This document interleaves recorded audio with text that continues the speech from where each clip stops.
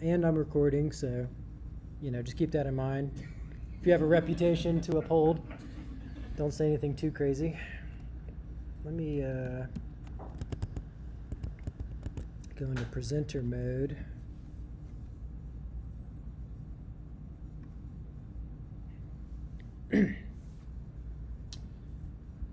All right, let me really quickly though, let me check.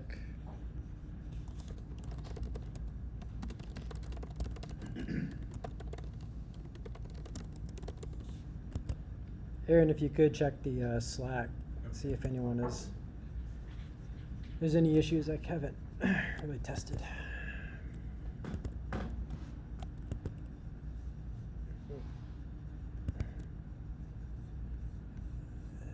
Okay. Yeah, just stop me if there's a problem. All right, so welcome everyone. This is the third meetup of Below Sea Level. This is me and Aaron putting it on. The goal of this meetup is to just bring together the people in New Orleans who are systems programmers, and also maybe do some stuff that's a little bit more approachable and fun. Yeah, and we're always looking for talks, so please, if you have an idea, come talk to me and Aaron about it. We have ideas we can give you as well. Not everything has to be super serious. Like, I think there are a lot of I just tried to do this thing in the systems programming world, because it would be a really good talk. We want everyone's perspective on this type of work. So, yeah, you have anything to add, Aaron?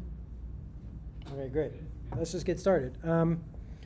Yeah, so this talk is about running JavaScript in WebAssembly. And, first, someone grab the numbers, yeah. First, you might ask, why would you run JavaScript in WebAssembly, right? Like, we all have reasons to run WebAssembly in JavaScript. And that's the kind of weird thing and what's interesting about this talk. So why would we do this? The main reason is Extism. It's a project that we work on. It's an open source project, and it's a universal plugin system. And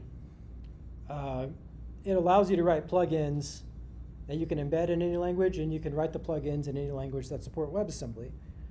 So we want to give people the ability to write plugins in JavaScript, so we need them to be able to run JavaScript on Wasm. So that's kind of the main reason. There are a few other reasons, but I'll get to that. So if you're not familiar with what a plugin system is, you could think of it like, it's kind of like a slice of your code, and we call your application like the host. This is the thing that's running, it's running your application. It's not running in Wasm. It's running on a machine somewhere. And there's typically an interface that you can carve out in your application, and you're allowing people to write their own custom logic that shims into your application. So here's an example of you might have a Java application, and you have this kind of idea of an invoice processor. And it's a thing that you run before you process an invoice, and you give it an invoice, and it gives you back an invoice. What if you could just allow customers to just express it in logic, what they want to happen in your application? And then they could write it in any language they want. So an example would be JavaScript, right? They get to write a little JavaScript plugin and it looks at the invoice and it says, oh, if this is a new customer and the total's over $100, I'm going to apply a discount of 20% on this invoice. So if I'm the person developing this host application, I don't need to think about all the possible ways I can create configurations for people. I just basically give them a Turing-complete language to just write, to express whatever functionality they want in my application. Does that kind of make sense to everyone? Cool. Another kind of side reason is serverless. The way serverless works right now is when you call a function on a serverless system, it's wrapped in an entire operating system. And WebAssembly gives you the ability to have the isolation of that operating system, but not having to need the entire operating system. So it's a lot more resource efficient. And it's language agnostic. So we'll touch on this a little bit, but you'll also see that this kind of being able to run a language on Wasm gives you this ability to have really fast cold starts, and it works well in a serverless environment. Excuse me. So what is WebAssembly? If you're not familiar, it's just a small like virtual machine, and it's a stack-based virtual machine, and it's very dumb. It's basically just like a calculator. It really only knows about numbers, so it knows about 64 and 32-bit integers, 64 and 32-bit floats, and it knows about functions, and it knows about a few other things, but that's pretty much it. You don't have strings or threads or files or garbage collection or any of that stuff. It's basically just a calculator.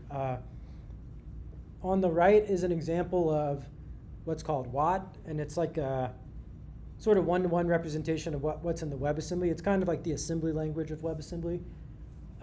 And if you squint, it kind of looks like a JavaScript module, basically. Like a WebAssembly file is a module. It has imports, exports, and functions.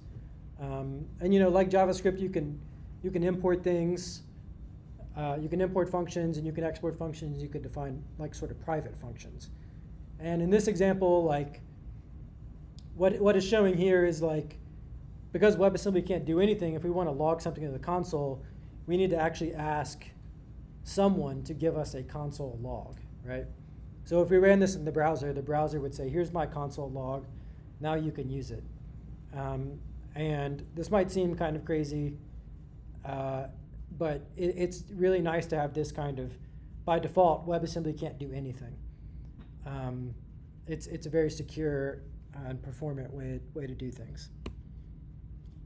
So why don't we just compile JavaScript to WebAssembly? It might be possible, but JavaScript is like a very dynamic language. It has garbage collection. You don't really know the type or size of anything at any given moment. So if you were to do this, you would need to compile along with it, like a runtime that knows how to basically parse and run the code anyway. So there isn't really much of a reason to do that. There is something that is kind of close called AssemblyScript, and it's like a subset of TypeScript that compiles to WebAssembly. But that's about as close as you can do. You couldn't really easily compile JavaScript to WebAssembly. So how do we do it? I'm going to talk a little bit about the architecture of what our JavaScript runtime looks like. This is kind of the goal of what we're trying to build. Like this is the thing that actually pops out, and we'll go through the steps in a moment. But basically, you have a WebAssembly module, and we put your JavaScript code like in statically initialized memory in the WebAssembly module, and we also embed it with something called QuickJS, which is a really small JavaScript runtime. And QuickJS is just written in plain C. It's really small. There's no external dependencies. It's got fast startup times. There's no JIT compilation. So it's really easy to compile to WebAssembly. Or I say easy, I mean it's a lot easier than doing something like V8, which has a lot of dependencies. It's very big. It relies on being able to JIT compile. You can't really JIT compile inside of Wasm. That would be pretty unsafe. You can't create executable code. And even if you could, you couldn't jump to it. So we need like a pure JavaScript interpreter. It needs to be able to take code, interpret it, and run in a pretty fast way. So yeah, this is a really cool project. It's written by Fabrice Ballard, who's like a prolific programmer who wrote FFmpeg, I think, and like QEMU and a bunch of other really cool projects. Before I get into how this works, I want to sort of plug Javi, which is made by Shopify, and all the ideas and some of the code I've taken from Javi to build this, but we couldn't use Javi directly for a few reasons that I might get into later. So the first step is, how do we create this kind of like wrapper around everything, like this whole Wasm module? Basically, we just use Rust, and then we make like a Rust plugin. And Extism comes with PDKs, And these are like development kits in each language that allow you to write an Extism plugin. So I took the Rust PDK and I started with just like the wrapper around this thing is just the Rust PDK. And so it's just a Rust application compiled to Wasm.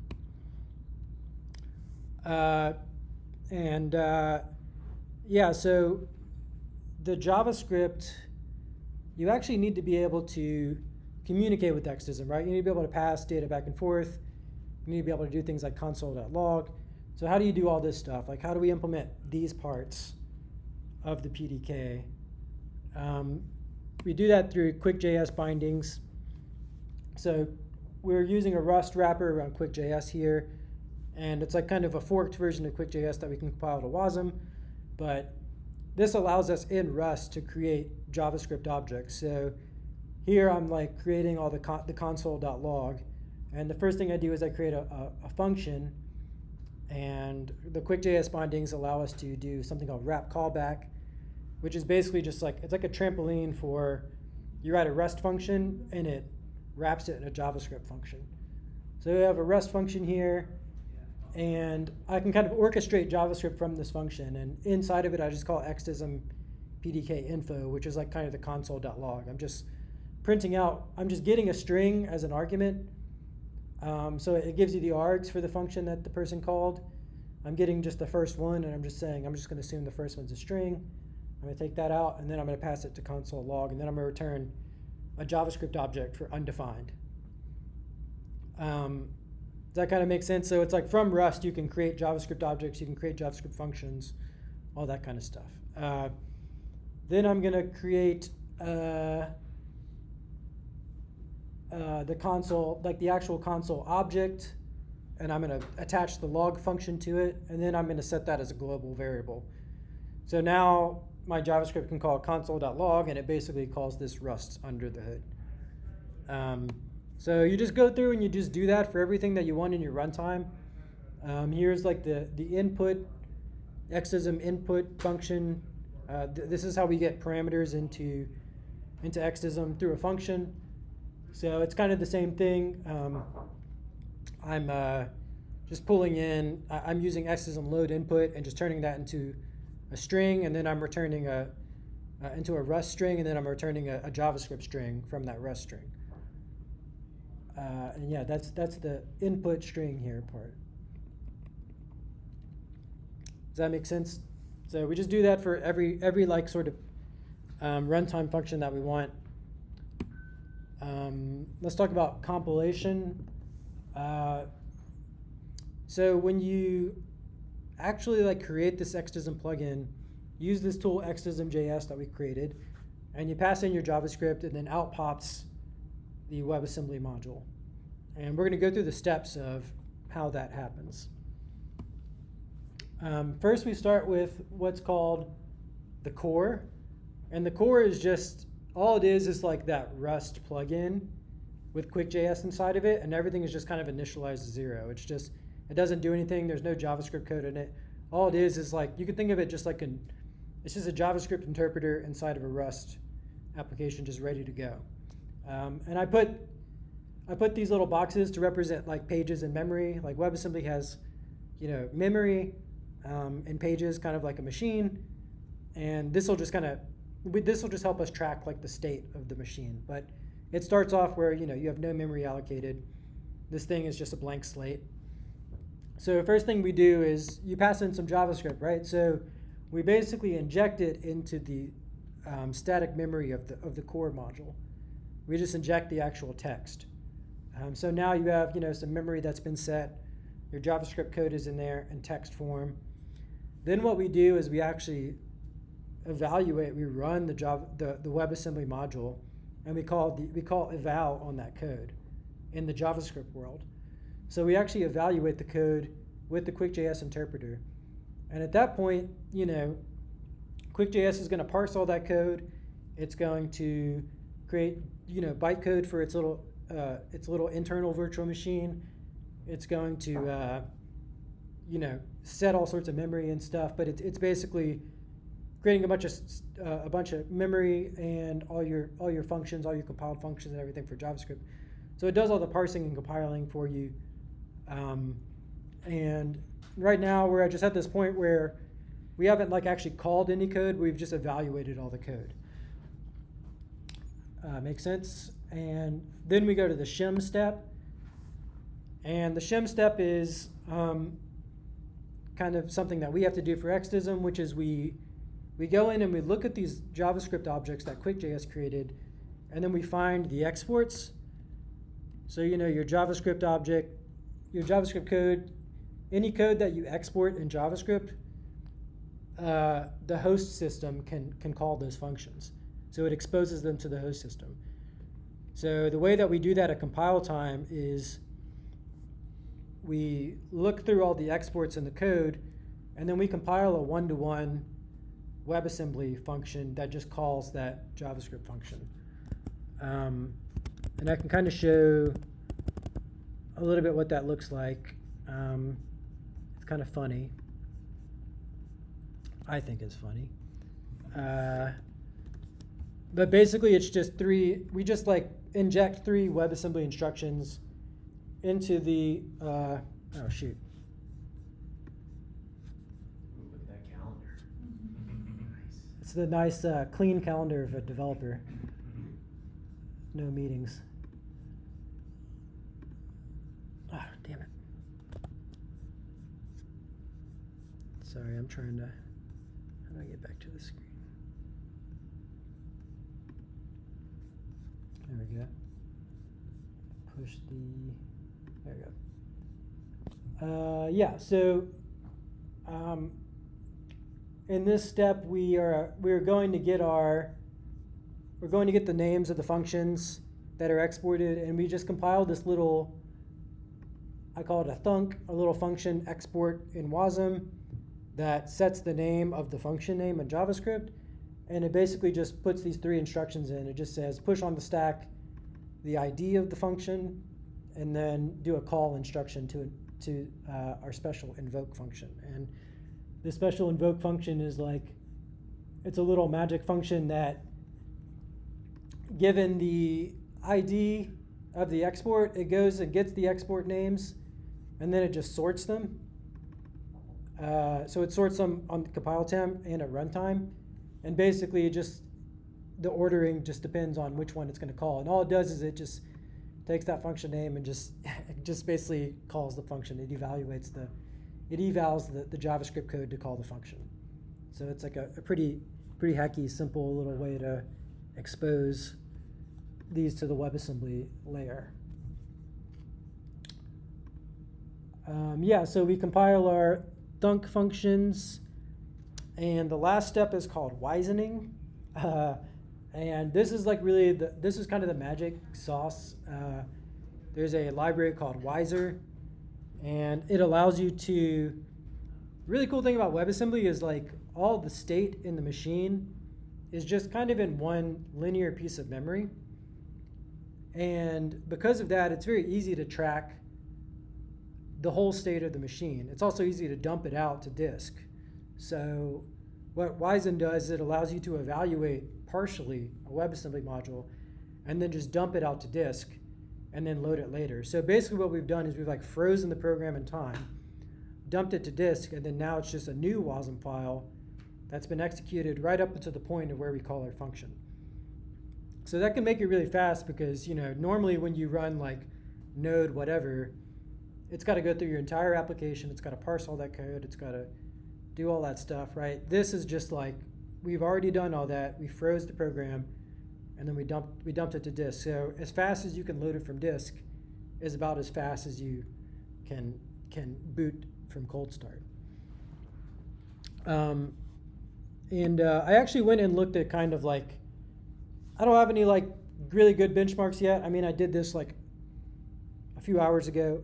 I went and looked at like Lambda, what their cold starts were. And they were saying, or this blog post was saying, and what I was finding was, like, they were saying like less than a second.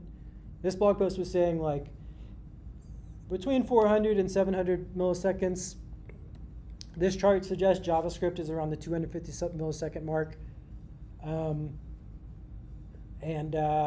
Yeah, so how fast is ours? 6 milliseconds. It takes 6 milliseconds to load from disk to the point to where you can invoke it.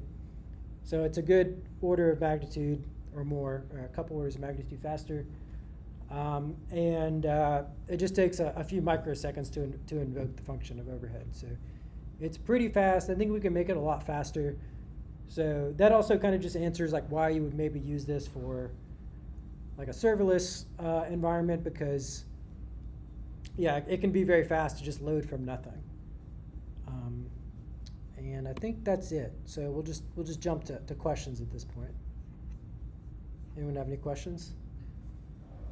Can you elaborate a little more on why JavaScript can't compile to Wasm? Is it because it's not strongly typed, or like what's the blocker there? Yeah, that's a big part of it. In theory, it can, but it would need to come with like a runtime such that there's just no point. You might as well compile the whole JavaScript interpreter and runtime with it. Like, there's no way to compile it to just pure simple WebAssembly one-to-one. It needs to have a bunch of other things that do a bunch of the management of the objects and all that kind of stuff. So I think it would be theoretically possible, but it's a lot easier and just as fast to do it this way, where we use QuickJS and then we let QuickJS compile everything at compile time and then freeze everything. So it doesn't actually need to parse any code anyway. And something I didn't really mention, but one of the main reasons it can be quite fast is it's like QuickJS and like the difference between QuickJS and V8 and other runtimes are, I kind of describe it as like the difference between like city driving and like interstate driving, where like if you're designing a car, you have to kind of decide like what's like kind of, how do we tune it so that it's like we get good mileage per gallon for kind of these different situations. And V8 and all these other runtimes are maybe kind of, making trade-offs about whether the program is short-lived or long-lived, or, has different sort of characteristics. But in our particular scenario, we're able to basically have the trade-off of just like so this has like no JIT compilation, right? And normally that would slow you down in the long run, but that actually like takes a lot of the time to actually start the program up, right? It has to do all the JIT compilation, but that work is kind of wasted when you're just calling the function once and then dying. It would be useful if you're calling that function thousands of times in a long-running program, but that's not really the way that we're using it. So it allows us to kind of tune the runtime to be for these ephemeral, quick to load, quick to run functions. And in a plugin system, typically you want to be able to execute this plugin in milliseconds. Like, you don't want to let people run plugins for minutes or hours. You want it to happen in 10 milliseconds, say. So you could have a pretty strict rule of just like these things should execute really fast. And because of that, you don't need to do all this JIT compilation. You don't need to spin up a bunch of threads. Like, you don't need to do all that optimization. It actually makes it faster in the long run. Speaking of optimizations for start time, are there any issues with libraries allocating lots of memory in their init to then slowing down the resume time? Well, if it does it at load time, then it should do it at compile time. One thing I haven't really dealt with is like things that run code that expect the runtime environment to be there at compile time, right? Like, you could imagine like something that someone writes some code that automatically like creates a database connection or something in a global variable. Like, that would get triggered at compile time, but it would be like not something that's there. But I've tested this with like including a bunch of node modules and haven't seen really a big impact. The only impact it has is the amount of time it takes to pull it off disk. But the JavaScript code isn't really the barrier there, and you can pull from the disk pretty quickly.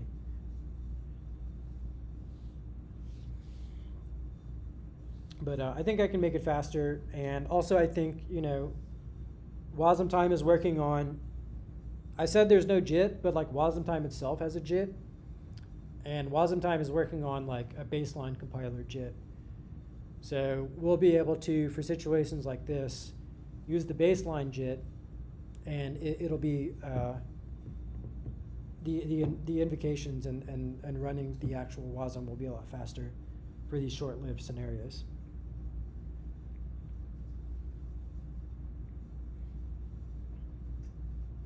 So like I'm real dumb. Like with WebAssembly, that just lets you run like any program like in the browser, like anything that can like compile like. Yeah, we could go back and talk a little bit about what WebAssembly is. I kind of skipped over some of that. It's not web or assembly. Like, Yeah. Can I run anything in the browser? Anything I want? Like. Um, Can I run an OS in the browser? Like, Yes, you can. With an asterisk, but. Yeah. You can, yeah. I mean, yeah. So WebAssembly was created to run in the browser, and it's in every browser now. It's on your phone, it's in your computer.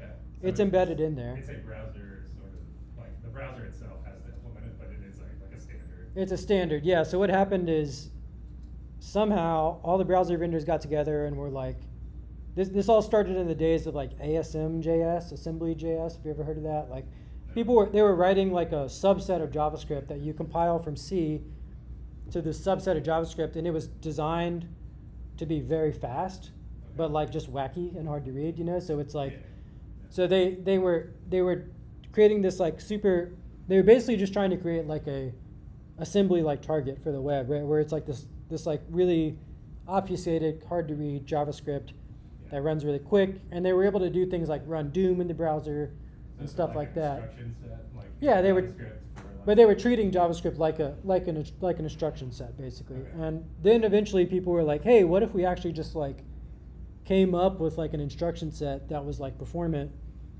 and this wasn't so wacky? And somehow they got, I think it was Mozilla that was the first person to come up with this, and somehow they got all the browsers to do it, and they came up with the standard. All the browsers implemented it, and what it was mostly used for is basically just compiling C and C++ code to WebAssembly so that it could be used for like particularly performant things like game engines or you know, just stuff that like image processing, video processing, things that need like to drop out of JavaScript for performance. But when you say drop out of JavaScript, you mean like drop in, like it's still JavaScript. no, like the JavaScript interpreter like hands off to a totally different runtime. Okay, The WebAssembly runtime is like it's its own separate thing. JavaScript can interop with it. Okay. And basically, WebAssembly, it exposes like some linear memory, and you can basically poke some information into it and invoke function, and you can pull the information out of that memory. But it can't like actually really do anything with the host by default. But you can like inject functions into it, and that's where the So it's like just it's interfacing the host meaning like the host computer, Mhm. and it's interfacing with just the memory space, or like is it manipulating like CPU instructions? Yeah, so they share, they communicate through a linear piece of memory that Wasm holds. Because one of the tricks to sandboxing Wasm is it's designed so that it can't read memory outside of that linear space. Yeah, this is a lot like Yeah, yeah. exactly. So basically, to talk to a Wasm module, you got to reach into its memory and say, I'm going to put something here. You have to write an ABI, basically. You have to say, I'm going to put something here. I'm going to call this function, and then you're going to put the return value here. Yeah. And Extism kind of Functions. abstracts a lot of that. Sorry. The functions as well. You define what functions Right. interface between the Wasm module, like your own system, basically define what your system calls are. Yeah, and you can, The host being the browser itself. the browser, or I guess the future I was getting at is that people started moving it out of the browser right now. So it's like, now it could be any language. It could be any application that's the host. Yeah. And instead of giving it a console.log, I could give it like a get accounts from my user database or whatever I want to give it. I could also give it like POSIX likes like libc system calls. I can say, here are the functions to like read from the file system or talk to a socket. And there's a standard called WASI that allows you to compile normal libc programs that run in WebAssembly are they're able to like talk to the file system, talk to sockets, stuff like that.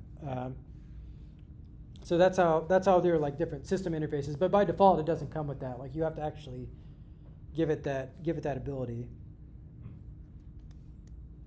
In the browser, like, does it like, do you have to like request, like, how does it get sandboxed? You have a memory space, but the browser's just like, okay. I mean, it all runs in the browser, right? Like it's just all in the browser, like. Yeah, but it is running in the, so WebAssembly runs like in your process's space. Yeah. But there's an interpreter and a JIT and the instruction set, like everything around the design is such that, one, it can only jump to certain places in its code, and two, it can't ever index out of that memory. Yeah. So basically it's trapped in that box. And that's enforced by the Wasm interpreter or runtime. Yeah, and it's like kind of part of the design of the language. Like if you want to branch to something in WebAssembly, like there is no jump, for instance. Like you can't just jump to any instruction. Like you can only branch to certain places. Yeah, you can only read memory in that linear space of memory. And if you want to even grow that memory, you have to ask the system to grow it for you. Yeah. So you could say like, I want to allocate more memory, and it'll give you more. The host decides like to give you more pages or just to shut you off and be like, no, you can't have any more memory. So is it like the JVM, like in a little bit, or is it like what? It's like the JVM in the sense of like it is a stack machine, it is a virtual machine, it has a bytecode specification, but it doesn't have, there's no like garbage collection, threads, like none of that stuff. It has no ability to like speak to a system. Like any Java program that you run, like it can do anything. It can create threads, it can talk to the system, it can do anything. Like these by default can just add numbers. Yeah. And if you want it to do more than that, you need to tell it how, basically. Which makes it good for running untrusted code, because if I'm writing a plugin system and I just want someone to tell me what to do with an invoice, this thing doesn't need to make network calls, it doesn't need to read from the disk, it doesn't need to, allocate a bunch of memory. Like it's something that I can say for a fact, like this shouldn't be doing these things, and then that means that if someone hacks it, or if they get hacked, I know that it's like in that sandbox of it. It's not going to ever be able to do those things. So yeah, it's just basically it gives you some of the similar isolation components of like a operating system or any of those things, or like Docker containers, but it's just much more lightweight in that it's like baked into the design of the thing. So you can actually run many of these plugins in the same process space, but they can never really interact with each other. Oh, okay. So you don't even need like a Unix process. I think the best explanation I've heard to describe it is like, whereas like, Docker is kind of emulating like a virtual machine, like this is emulating like a Unix process. It's like you have your own space of memory and your own like box that I can put you in. Yeah, that makes a lot of sense. Like there's like secrets and like Docker and stuff. Exactly, right. So this is like even kind of like much more straightforward than. Yeah, because you get to share all the like language runtime stuff. Like you don't need any operating system under it, so it can be very lightweight. It's just your business logic basically, and the dependencies that you might want to bring along. But that's the idea, at least. Cool.